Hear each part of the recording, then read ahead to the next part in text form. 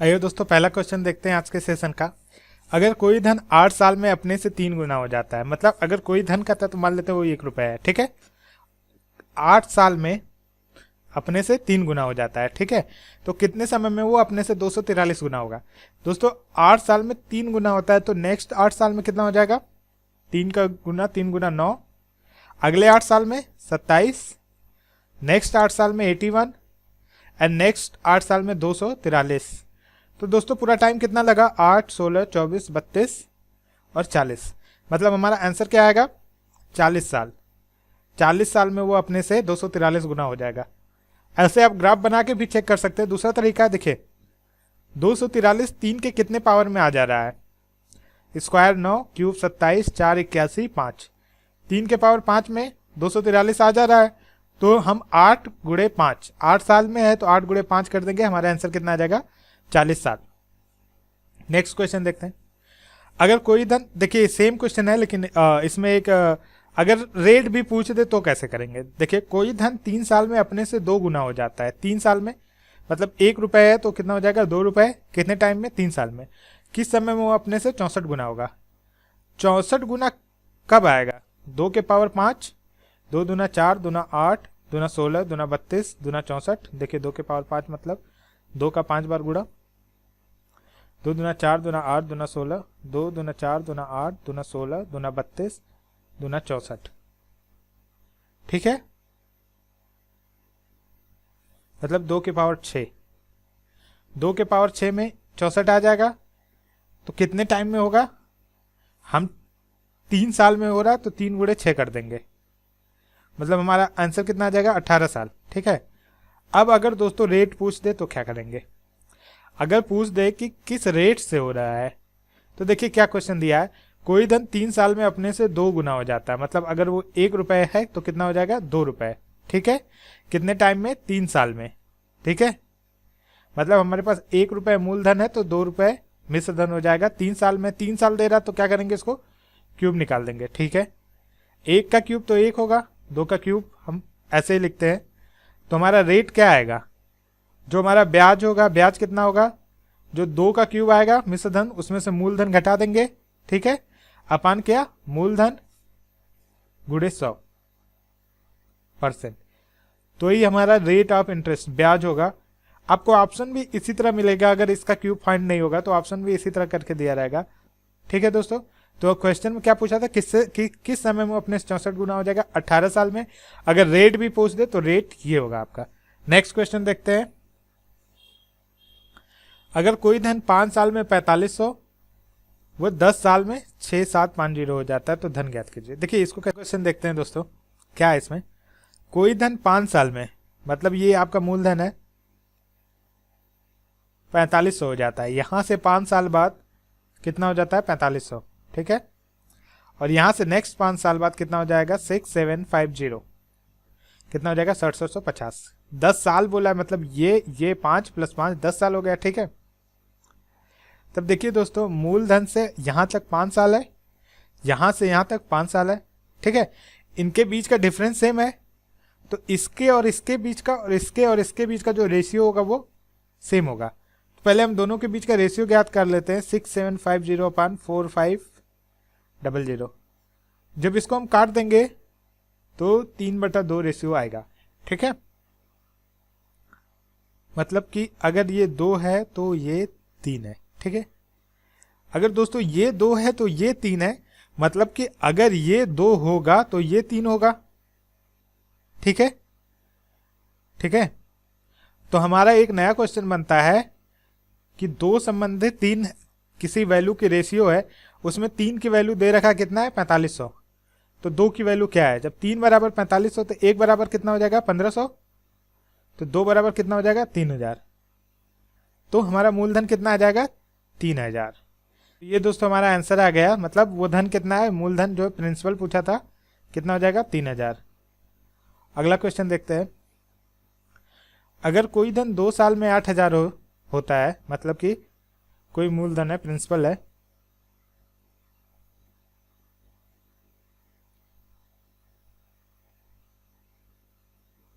कोई मूलधन है जो कि 2 साल में 8000 होता है। कितने टाइम में? 2 साल में, ठीक है। और 5 साल में 27,000, मतलब यहाँ पे 3 साल है, 27,000 हो जाता है। तो धन ज्ञात करें, ठीक है। देखिए दोस्तों, अभी तक तो सेम था, 2-2 साल तो हम निकाल लेते थे आराम से। अब डिफरेंस आ गया 2 साल 3 साल, तब कैसे करेंगे देखते हैं दोस्तों। देखिए, हम कुछ देर के लिए इसको मूलधन मान लेते हैं और इसको क्या मान लेते हैं? मिश्र धन, ठीक है। अगर इसको हम मूलधन मान लें और इसको मिश्र धन मान लेते हैं, तो अगर हमारे पास 8,000 रुपये मूलधन है तो 3 साल में कितना हो जाता है? 27,000। 3 साल है तो क्या करेंगे? घनमूल निकाल देंगे, ठीक है। कितना आएगा घनमूल? ये कट जाएगा आपका, ठीक है। तो ये 2 का हो जाएगा और ये कितने का हो जाएगा? 3 त्रिक 9 त्रिक 27, 3 का, मतलब 1 साल का आ गया। अगर 2 रुपये हमारे पास मूलधन हो तो 3 रुपये मिश्र धन हो जाता है, तो ब्याज कितना होगा? 1 रुपये। अब हम यहाँ से रेट फाइंड कर सकते हैं। 1 रुपये ब्याज कितने पे? 2 रुपये मूलधन पे, तो रेट कितना होगा? गुणे 100 बराबर कितना? 50%। दोस्तों, हमारे पास रेट निकल गया है। अब क्वेश्चन क्या बनेगा? P बराबर क्या, ठीक है, जब R बराबर 50% हो और T बराबर टाइम 2 वर्ष हो, ठीक है। और मिश्र धन हमारा पता है कितना है? 8,000। तो 50% बराबर क्या लिख सकते हैं? 1/2, ठीक है। मिश्र धन अमाउंट जो है, क्योंकि अमाउंट हमारा ये दे रखा है ना, मिश्र धन हमारा कितना हो जाएगा? 8,000, ठीक है। तो हम जैसे पहले लेक्चर में मैंने बताया था उसी तरह करेंगे। अगर हमारे पास 2 रुपए है तो वो कितना हो जाता है? 3 रुपए। 2 रुपए है तो कितना हो जाएगा? 3 रुपए, ठीक है। मतलब कि अगर हमारे पास 4 रुपए है तो कितना हो जाएगा? 9। दोनों का डिफरेंस कितना है? 5, ठीक है। अगर हमारे पास 4 रुपए है तो कितना हो जाएगा? 9। लेकिन 9 रुपए हो नहीं रहा है, हो कितना रहा है? 8,000 हो रहा है। तो इसको हम 8,000 में कन्वर्ट करेंगे। तो 8,000 में कन्वर्ट करने के लिए क्या करेंगे? 8,000/9 से गुणा कर देंगे, तो ये कट जाएगा, 8,000 में कन्वर्ट हो जाएगा। चूंकि 8,000/9 से यहाँ पे गुणा कर रहे हैं तो हमें क्या ज्ञात करना है? मूलधन ज्ञात करना है। इसलिए यहाँ 4 से भी हम गुणा करेंगे, किससे? 8,000/9 से, ठीक है दोस्तों। जब गुणा करेंगे तो इसको जब हम काटेंगे, इसको सॉल्व करेंगे, तो जो हमारा आंसर आएगा वो आएगा नियर अबाउट 9/72, 9/72, ठीक है। 9/72, 844 3555.55 रुपीज आ जाएगा। तो जो हमारा मूलधन होगा वो इतना आ जाएगा। दोस्तों, जब इस तरह दे 2 साल, देखिए जब सिंपल 2 साल 2 साल का गैप हो तब तो हम रेशियो में निकाल के तुरंत फाइंड कर लेंगे। लेकिन जब 2 साल 3 साल 2 साल 5 साल दे तो सबसे पहले इन दोनों के बीच से डिफरेंस के हम क्या पता कर लेंगे? रेट ऑफ इंटरेस्ट, ब्याज पता कर लेंगे। यहां से हमको क्या मिल जाएगा? ब्याज 50%, ठीक है दोस्तों। जब ब्याज पता चल जाएगा तो ये हमारा मिश्र धन हो जाएगा और ये मूलधन हो जाएगा। टाइम 2 साल हो जाएगा, रेट पता है और हम इस मेथड से मूलधन ज्ञात कर लेंगे। अगला क्वेश्चन देखते हैं दोस्तों। किसी धन पर एसआई और सीआई क्रम से 400-410 रुपए है। मूलधन और दर ज्ञात करो अगर समय, मतलब साधारण ब्याज दिया है हमारा, सिंपल इंटरेस्ट 400 रुपए, और कंपाउंड इंटरेस्ट दिया है चक्रवृद्धि ब्याज 410। ये 2 चीज दिया है दोस्तों। और क्या दिया है? टाइम दिया है 2 साल, ठीक है। 2 साल का साधारण ब्याज 400 रुपए है, तो 1 साल का कितना हो जाएगा? 1 साल का 200 हो जाएगा। हम मान लेते हैं मूलधन P है, ठीक है। हम जैसे पहले लेक्चर में ग्राफ मेथड समझाए तो उसी तरह करेंगे। तो 1 साल का 200 हो जाएगा, तो अगली साल का भी 200 होगा। साधारण ब्याज तो सेम रहता है। और कंपाउंड इंटरेस्ट कितना? 410 रुपए, मतलब 400 साधारण ब्याज तो मिल गया हमको। हमें और कितना चाहिए कंपाउंड इंटरेस्ट के लिए? 10 रुपए। तो कंपाउंड इंटरेस्ट क्या होता है? ब्याज पे जब ब्याज लगता है, मतलब ये तो पैसा हमारे पास आ जाएगा, इस पे तो ब्याज मिलेगा नहीं, इस पे हमको मिलेगा ब्याज, ठीक है। तो इस पे हमको कितना मिल रहा है? 10 रुपए, ठीक है। अब ये 10 रुपए आ कहां से रहा है? इस पे जो जिस रेट ऑफ इंटरेस्ट से हमें ब्याज मिलेगा उसकी वजह से यहाँ पे आ रहा है 10 रुपये। तो कितना रेट ऑफ इंटरेस्ट मिलेगा, मतलब 10 रुपये 200 का कितना परसेंट है ये निकाल लेंगे अब। आंसर कितना आएगा 5%। मतलब इस क्वेश्चन में जो रेट जो ब्याज चल रही है वो 5% रेट से चल रही है, ठीक है। तो 5% से हमें एक साल में 200 रुपया मिलता है, मतलब उस मूलधन का 5% कितना है 200 रुपया। देखिए यहाँ मूलधन पे ही तो 200 रुपये मिल रहा है, मूलधन पे 5% जब मिल रहा तो 200 हो जा रहा, मतलब इसका 5% कितना है 200। इस मूलधन का 5% कितना रुपया है 200। तो मूलधन अपने आप में पूरा कितने परसेंट है 100%, ठीक है। ये 100% है और ये कितना है 5%। ध्यान से देखिएगा दोस्तों, ये 100% है और ये 5% है। ये 5% बराबर कितना है 200। तो अगर हम इसको 100% करना चाहें तो क्या करना पड़ेगा, 20 से गुणा कर देंगे। तो यहाँ पे भी 20 से गुणा कर देंगे, आंसर कितना आ जाएगा 4000, ठीक है। मतलब 100% बराबर कितना 4000। तो हमारा मूलधन 100% है, तो 100% हमारा आंसर आ जाएगा मूलधन कितना 4000 रुपये। हमारा यही आंसर होगा दोस्तों। अगला क्वेश्चन देखते हैं। देखिए नेक्स्ट क्वेश्चन है 5000 रुपये के धन का 2 वर्ष का सीआई और एसआई का अंतर 72 रुपये है, दर ज्ञात करो। सीआई और एसआई का अंतर दे रखा है। देखिए क्वेश्चन में क्या क्या दे रखा है, टी बराबर टाइम बराबर 2 साल, सीआई माइनस एसआई कितना दे रखा है 72, मूलधन प्रिंसिपल आपका जो है कितना दे रखा है, पूछा है क्या होगा, नहीं 5000 दे रखा है।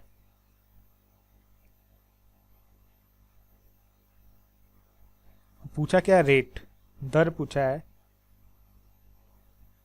क्या होगा। दोस्तों इसको ग्राफ मेथड से लगाना चाहें तो आप लगा सकते हैं, लेकिन उसमें बहुत टाइम लग जाएगा। बहुत टाइम तो नहीं लगेगा, थोड़ा सा लेंदी होगा। इसके लिए आप एक फार्मूला याद कर लीजिए। तो इसके लिए हम एक फार्मूला देखते हैं। हमारा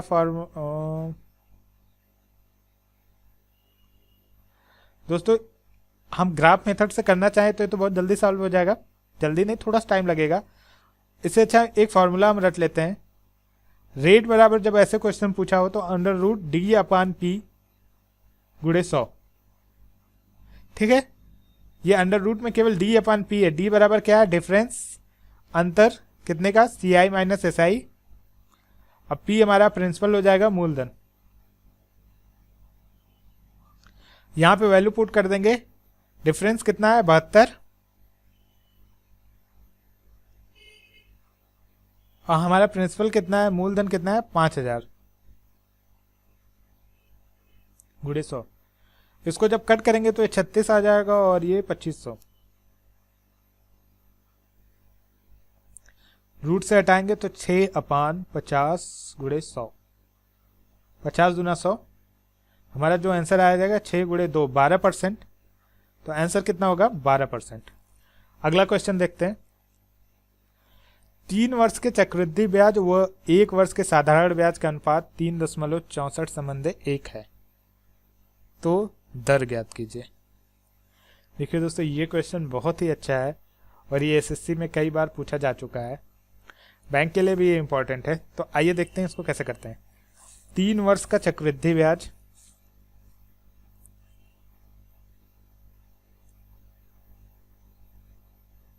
three year CI and 1 year SI, simple interest, ठीक है। कितना, इसका रेशियो क्या है 3:64 × 1। अगर इसको दशमलव हटा दे तो 364/100। मतलब 1 साल का एसआई 100 रुपये है और 3 साल का सीआई हमारे पास कितना है 364 रुपये है। तो हम वो कॉन्सेप्ट एक बार फिर से देखेंगे जो हम आपको ग्राफ मेथड बताए थे। पी है यहाँ पे, ठीक है। मान लेते हैं मूलधन पी है, ठीक। तो पहली साल उसको किसी रेट ऑफ इंटरेस्ट से ब्याज मिलता है। तो जो पहली साल, दूसरी साल और तीसरी साल जो इनिशियल मूलधन पे ब्याज मिलेगा वो तो सेम होगा। अब हमें जो है ब्याज पे ब्याज मिलेगा, ठीक है। तो दूसरी साल इस पे मिलेगा, ठीक है। तीसरी साल यहाँ पे मिलेगा ए पे बी, ठीक है, और इस ए पे भी बी मिलेगा, और इस बी पे क्या मिलेगा, सी। ठीक है दोस्तों, तो अब हम देखते हैं पहले साल का जो एसआई है वो दे रखा है हमको, कितना दे रखा है, 100 रुपये दे रखा है, मतलब ए की वैल्यू तो दे रखी है, क्योंकि पहले साल अगर इस मूलधन पे कुछ रेट ऑफ इंटरेस्ट से हमें जो है ब्याज ए प्राप्त होता है, तो इनिशियल ये भी ए होगा, ये भी होगा ए होगा, और इसका वैल्यू कितना दे रखा है यहाँ पे, अगर रेशियो से देखें तो 100 रुपये, मतलब ये भी 100 रुपये होगा, ये भी 100 रुपये होगा, ये भी 100 रुपये होगा, तो 300 तो हमें यहीं पे मिल जा रहे हैं। 100 प्लस 100 प्लस 100 इक्वल टू 300, 300 तो हमें यहीं पे मिल जा रहा है। तो सीआई हमें 3 साल का कितना प्राप्त हुआ है, 364, तो 300 तो हमें 3 साल का एसआई में ही प्राप्त हो जा रहा है, ए। तो जो ये वैल्यू है बी प्लस सी, ये कितनी वैल्यू है, 3b प्लस सी में हमें जो प्राप्त हुआ वो कितना प्राप्त हुआ, 64 रुपये। हम ये कह सकते हैं कि हमें 3b प्लस सी से जो प्राप्त हुआ है 64 रुपये प्राप्त हुआ है। ठीक है, तो अब जब हमें ये पता चल गया 3b प्लस सी बराबर कितना है, 64 रुपये, तो इसके आगे कैसे करेंगे दोस्तों, इसके आगे हम ऑप्शन चेक करेंगे। जैसे इस क्वेश्चन के ऑप्शन थे, ऑप्शन ए था 30%, ऑप्शन बी था 20%, ऑप्शन सी था 40%, डी 15%। ये 4 ऑप्शन थे। हम चारों ऑप्शन बारी बारी से रख के देखेंगे, जो इस पे सेट बैठ जाए उसी से करेंगे। क्योंकि यहाँ पे 100 है, ठीक है, तो 100 का अगर 30% होगा तो वह बी की वैल्यू कितनी आ जाएगी, 30। 100 का 30% अगर रेट निकालेंगे तो बी की वैल्यू कितनी आ जाएगी, 30 ही आएगी ना। तो 30 तरीका 90, 64 से ज़्यादा हो जा रहा है, ये गलत। ठीक है, 40 यहाँ 120, ये भी गलत हो जाएगा। अब बचा हमारे पास 2 ऑप्शन, 15। ठीक है, मान लेते हैं 15, 100 का 15% कितना होगा, 15, 15 यहाँ 45। ठीक है, अब 15 का 15% कितना होगा, 15 का 15% समथिंग, मतलब 64 नहीं आएगा, तो ये भी आंसर गलत। अब 20 रखेंगे तो देखिए यहाँ पे 100 है, 100 का 20% 20, ये 3 60, और 20 का 20%, 20 गुणे 20/100 कितना आएगा आंसर, 4। तो 60 प्लस 4, तो हमारा आंसर कितना आ जाएगा, 64। तो इस क्वेश्चन को दोस्तों ऑप्शन से चेक करेंगे कि कैसे क्वेश्चन आंसर आएगा ऑप्शन से, तो आंसर क्या होगा, 20%। अगला क्वेश्चन देखते हैं। 3 वर्ष का सीआई और एसआई का अंतर। देखिए दोस्तों, ये भी कुछ उसी तरह क्वेश्चन है, और 2 वर्ष के सीआई और एसआई का अंतर दिया है। ठीक है, इधर देखते हैं। मान लेते हैं हमारे पास मूलधन पी है। ठीक है, तो पहले हम ग्राफ बना लेते हैं।